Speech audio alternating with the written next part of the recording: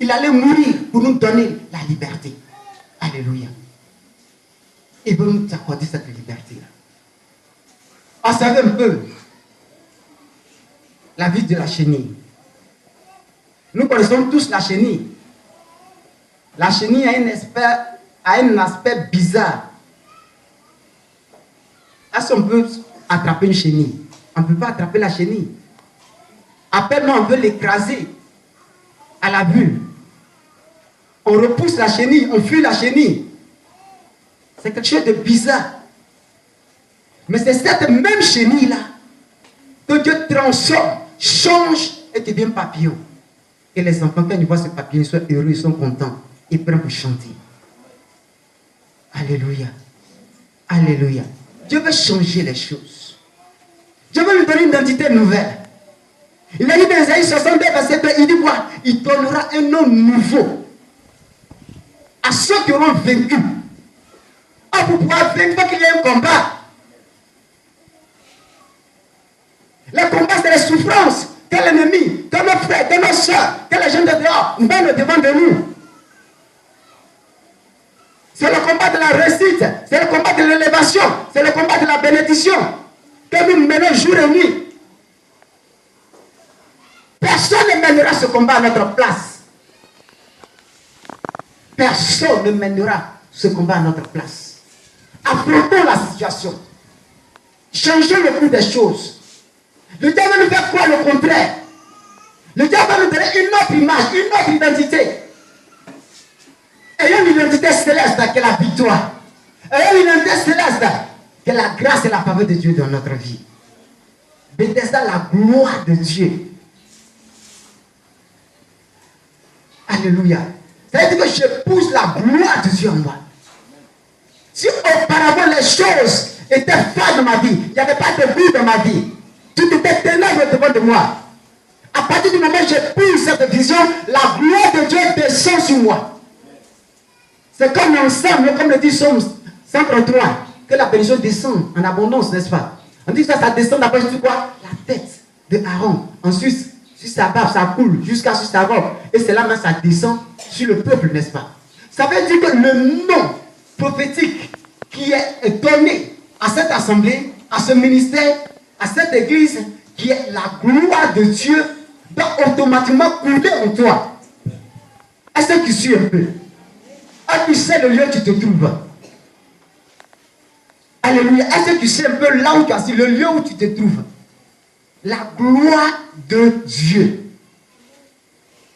Alléluia. C'est-à-dire que la gloire de Dieu doit s'attacher à toi. Quand on voit, on t'a lu la gloire de Dieu. Tu dois inspirer la gloire de Dieu. Alléluia. Alléluia. Dieu veut te changer. Il veut te transformer. Enlever tout ce qui est brut en toi. Pour faire de toi un produit fini, parfait, pour son œuvre. Alléluia. Il veut laver l'instrument souillé que tu es. Pour te donner une perfection. Une pureté. Il veut ôter tes défaites, tes échecs, il veut les enlever pour te donner la victoire. Alléluia. Alléluia. La vie est une lutte. C'est un combat. Il faut que tu le comprennes. D'aucuns disent, quand on est en Jésus, il n'y a plus de condamnation. C'est vrai. Il n'y a plus de condamnation pour ceux qui sont nés de nouveau. Mais si tu croises les bras, ce que tu as laissé ton passé va te rattraper. Déjà 11, quand nous parlons de Lazare, Jésus a dit Lazare, sors. Il a entendu la voix Lazare. Il est sorti, mais il était encore lié. Il a accepté le Seigneur. Il a entendu la parole de Dieu.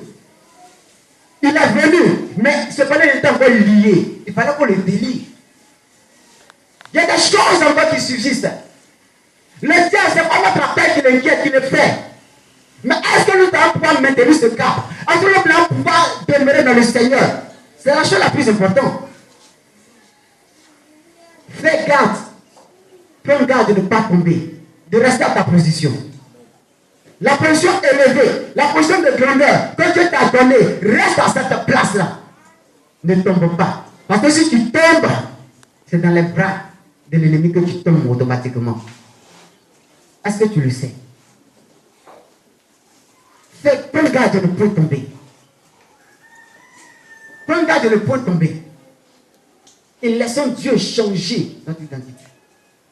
Au travers des actes que nous posons au devant de lui. Dieu veut changer les choses. Alléluia. Dieu veut renouveler les choses. Alléluia. Gloire à Jésus. Beaucoup de personnes dans la Bible ont eu l'histoire changée, transformée comme ça. Sarah qui est devenue Sarah, elle n'enfantait pas. Elle était stérile. Dieu a changé son histoire. Ruth la Moabite, qui était un peuple qui devait subir la malédiction, qui n'avait pas droit à la bénédiction, parce que c'était un peuple qui était rejeté. On en a parlé un peu le vendredi, je ne vais pas revenir là-dessus. Mais pourtant, c'était par Ruth que la lumière royale est venue. C'était par Ruth que Jésus-Christ est sorti.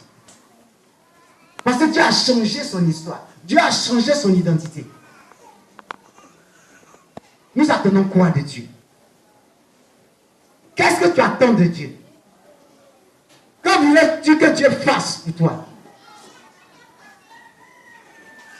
Il y en a quand ils viennent dans le Seigneur, il y a certaines choses qu'ils refusent que Dieu prenne pour changer.